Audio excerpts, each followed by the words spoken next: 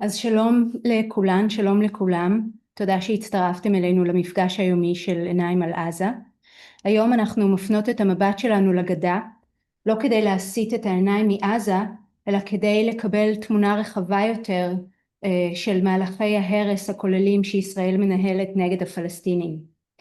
בגדה הצבא משתמש בכלים ושיטות שפיתח בעזה, כולל הפצצות אוויריות, ואנו עדות להחרפה דרמטית בדיכוי, אלימות מתנחלית קטלנית בגיבוי הצבא, הריסות בתים ותשתיות, הגבלות תנועה וגלי עקירה ונישול.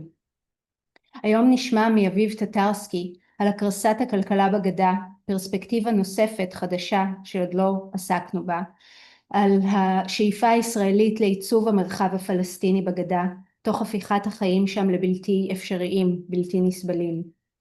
אביב הוא חוקר בעמותת עיר עמים ופעיל בעמותת דרמה מעורבות חברתית.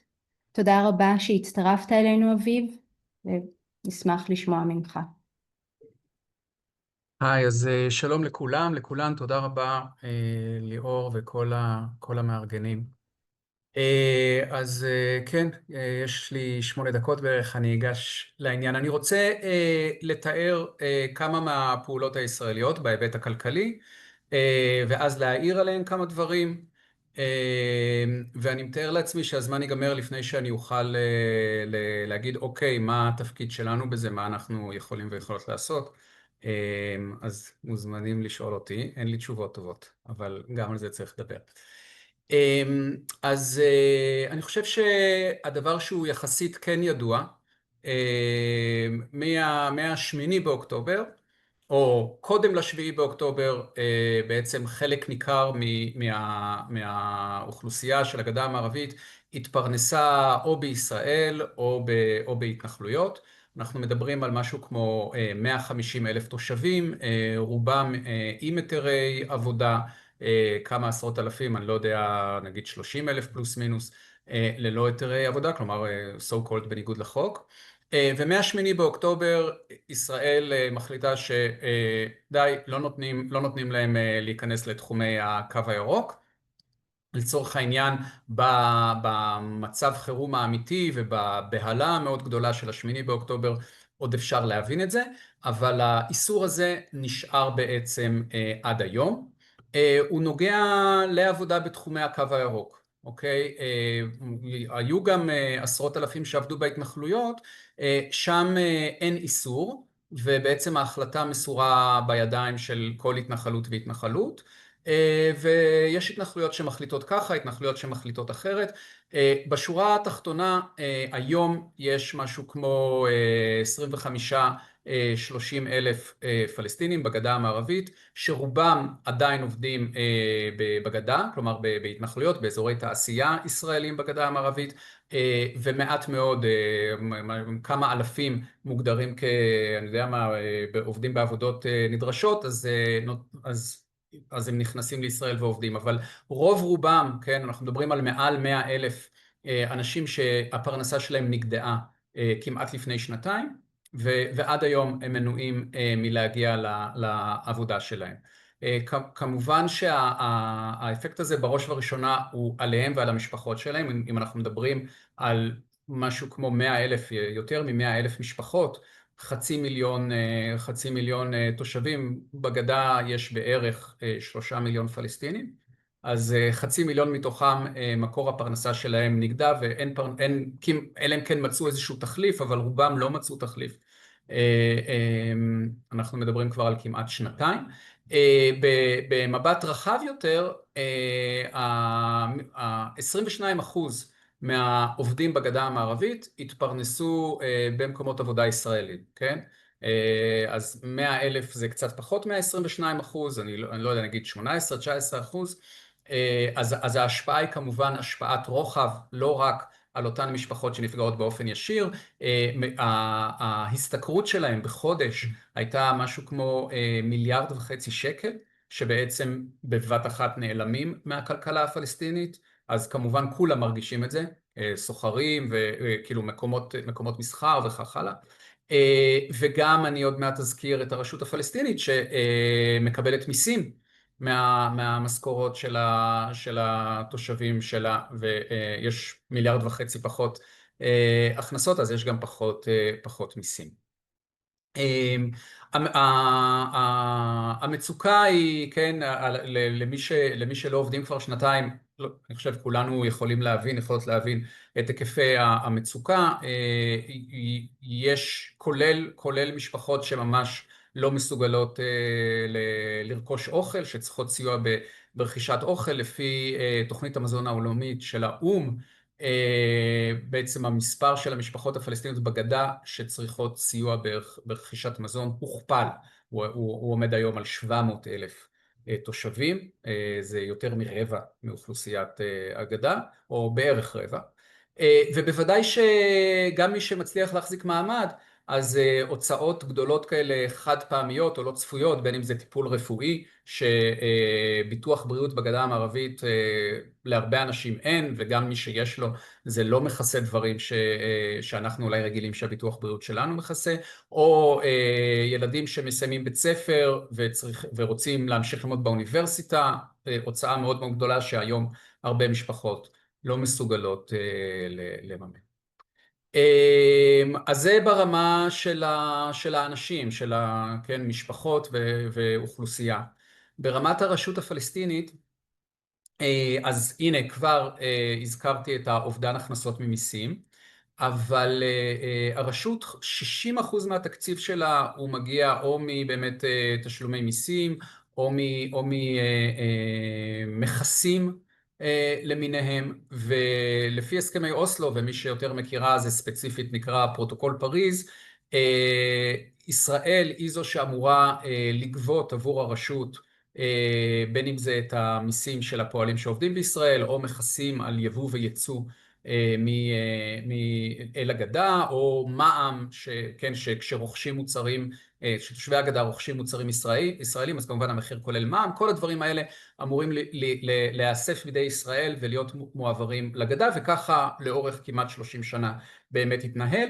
ב-2018 הממשלה קיבלה החלטה להעניש את הרשות הפלסטינית על זה שהיא מעבירה קצבאות לאסירים פלסטינים, למשפחות של פלסטינים שנהרגו, בין אם הם נהרגו כי ישראל הרגה אותם, או על רקע זה שהם תקפו ישראלים. ומשנת 2019, כלומר עוד לפני אוקטובר 23, ישראל מנקה כמה עשרות מיליוני שקלים בחודש מהכספים האלה שהם לגמרי כספים של הרשות. אז ישראל עושה את זה באופן חד צדדי. זה מאוד מאוד זינק, זה מאוד גדל מאוקטובר 2023.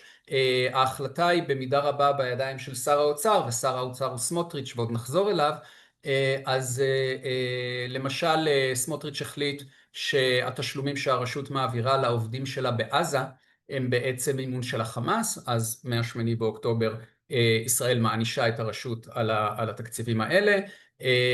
והמספרים, וכמובן שוב התשלומים שמועברים לפלסטינים שהיו מעורבים באלימות מול ישראל או מול ישראלים, אנחנו מדברים על זה שמאז 2019 ישראל נקטה סכום כולל של 6-7 מיליארד שקלים, שכמעט חצי ממנו, כבר יותר מ3 מיליארד שקלים זה מאז אוקטובר 23. הערכה היום זה שישראל לא מעבירה 40% מהכספים האלה, שכאמור הם בעצמם מהווים 60% מההכנסות של הרשות הפלסטינית.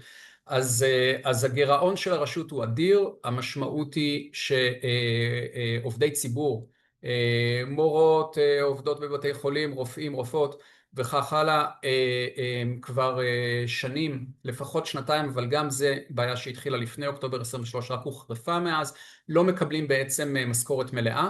לא מקבלים משכורת מלאה, זה ממה שאני שמעתי בחודשים האחרונים, זה כבר הגיע ל-50% מהמשכורת רק שמשולמת להם. אז כן, זה שוב מצב מאוד מאוד מאוד קשה מהבחינה הזאת. אביב, אנחנו מתקרבות לתום הזמן שמוקצה וואו, אוקיי. אז אוקיי, ויש עוד ביטויים, כן, יש לזה כמובן עוד ביטויים, וכל מה אז רק לסכם אולי אני אדגיש כמה דברים. אחד, מלכתחילה, גם לפני אוקטובר 23, זה לא שהכלכלה הפלסטינית הייתה מאוד איתנה, כן? אז כמובן שהמכות האלה הן מאוד מאוד קשות. שימו לב שהדברים השונים שציינתי, נורא קל להצדיק אותם או למסגר אותם כאיזה שהן פעולות ביטחוניות, וזה משהו שאני חושב שאנחנו צריכים מאוד מאוד להחזיק בראש, שמאחורי טיעונים ביטחוניים ישראלים מסתתרות פעולות מאוד מאוד פוגעניות, וכשזוכרים שמי שעומד מאחורי זה סמוטריץ', המטרה כאן היא מטרה של בין הקרסה או הפלה של הרשות הפלסטינית, כלומר שהמצב הכלכלי יהיה כל כך חמור ושהיציבות תתערער, הפלה של הרשות הפלסטינית, מה שבשיח הישראלי אומרים אולי הבערה של השטח, כי מספיק להקשיב קצת לסמוטריץ' וחבריו בשביל לדעת שמה שאנחנו מעוללים בעזה, בעצם השאיפה היא לחולל בקנה מידה דומה גם בגדה המערבית, ובשביל זה צריך, כן, בשביל זה צריך לערער שם את היציבות, והכלכלה היא חלק מאוד גדול מזה. אני אעצור כאן, אבל מבחינת שאלות שאני אשמח להזמין, זה באמת איך בגדה מתמודדים עם המצב המאוד קשה הזה, ומה אנחנו יכולים לעשות.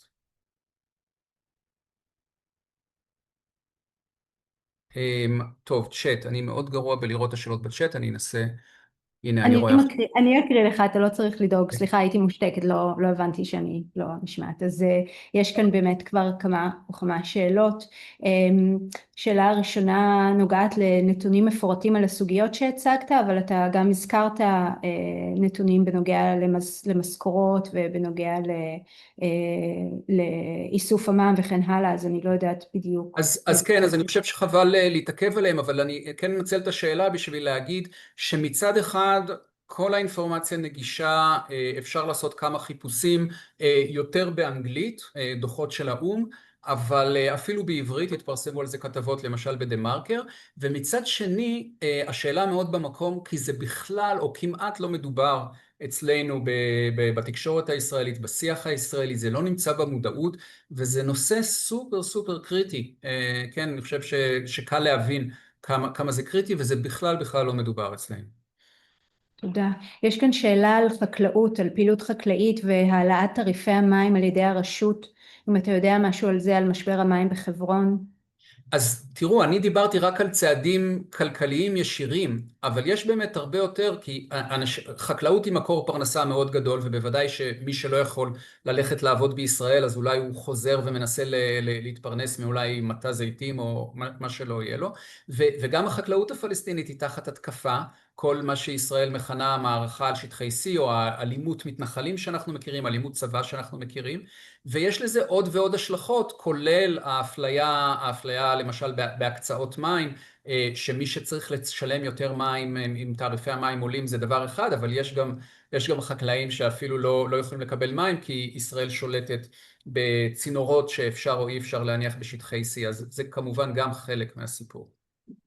יש כאן כמה שאלות בנוגע לסיוע בינלאומי לרשות, ובפרט גם על פגיעה בסיוע חוץ מארצות הברית מאז עליית טראמפ. כן, אז האמת היא שאחוז הסיוע מתוך התקציב הפלסטיני, סיוע בינלאומי, הלך וקטן לאורך השנים. אם אני זוכר נכון, לפני משהו כמו 20 שנה, הוא היה 25% מהתקציב של הרשות, ולפני אוקטובר 23 הוא היה בסך הכל 3%. אני חושב שהיום, כאילו, מול הצעדים האלה, קשה אולי לקהילה הבינלאומית לבוא ולהיכנס ולתמוך, כי בגלל מה שקורה בעזה. כמובן, בעזה המצב הוא קטסטרופלי, ואולי וסיוע בינלאומי הולך לשם. אז אני לא מכיר כן, שההתמודדות עם המשבר הזה נעשית בעזרת הקהילה הבינלאומית. אבל יש צמצום של סיוע? מאז אוקטובר 23 אני לא שמעתי על עוד ירידה, אבל כאמור מלכתחילה הוא לא היה, כלומר באוקטובר 23 הוא היה 3%. אז זה לא שהוא היה מאוד משמעותי, אבל אני לא מכיר ירידה מאז. שאלה נוספת כאן היא בנוגע לתחזיות, כלומר בהינתן שמדובר על מדיניות מכוונת להקרסת הכלכלה, לאן המשבר הזה יוביל? אם יש איזה שהן אם ניבויים. אנחנו שואלים את הציבור הימני, אז ברשתות החברתיות של הימין סלש מתנחלים, האמירה, הם קוראים לזה אין עתיד בפלסטין. אוקיי? כאילו המטרה היא שפלסטינים יתייאשו, יהגרו, יעזבו. בסדר, אוקיי, מן הסתם יש מי שמהגר. ואם אנחנו שואלים את האסטרטגים הגדולים, את הסמוטריצ'ים וכך הלאה, אז פשוט הרשות צריכה לקרוס, המצב הביטחוני, צריך להיווצר מצב חירום ביטחוני, למרות שאנחנו יודעים שהיום ישראל מגרשת בשטחי C, היא לא צריכה תירוצים. ואני לא יודע, כאילו, אני חושב שהיום אפשר להסתכל על כל מיני תחזיות אימים כמשהו מאוד מאוד ריאלי. הדיבור על לעשות בגדה את מה שקורה בעזה הוא דיבור מאוד מאוד מפורש. והשאלה היא, מה כוח העמידה הפלסטיני בתנאים האלה, ואיפה אנחנו נכנסים? כן, יש כאן באמת שאלות על מה ניתן לעשות, גם ברמה של כן. הפרט, ואולי צורה מערכתית יותר. כן. אז מספר אנשים שואלים. אני אנסה להגיד שלושה דברים שאף אחד מהם הוא לא מאוד מספק בעיניי, אבל הם יותר מכלום. אחד, אני חייב להגיד שמה שאני מספר לכם זה מתוך הפעילות שטח שלי. כאילו אני עובד בעמותה, עיר עמים, עוסקת במזרח ירושלים, אבל ההבנה שלי של הפעולות הישראליות האלה היא מתוך זה שאני מגיע לכפרים בגדה ונמצא איתם, מה שמוכר אולי כנוכחות מגנה, זה לא מאוד חשוב איך קוראים לזה. אבל אני ממש ממש רוצה לעודד את כל מי שזה יכול להתאים לה, צאו לשטח, בין אם זה פעם אחת, אם זה באופן קבוע, אז עוד יותר טוב. אין כמו להיחשף למציאות ולהכיר אותה וכך הלאה. מבחינה מעשית, כמה שיותר לקנות תוצרת פלסטינית. מצד אחד זה פינאץ, מצד שני אם כולנו נעשה את זה, זה יהיה אולי קצת יותר גדול. בוודאי ששמן זית, אבל אני לא יודע אם יש לכם, אם אתם מחליפים את הסלון בבית, תחפשו איך לקנות אותו ממישהו בגדה, זה לגמרי אפשרי. באמת לחפש, וזה דברים שקשה לעשות לבד, אז למצוא את ההתארגנויות, ויש התארגנויות של מכירת תוצרת פלסטינית, זה נורא נורא חשוב.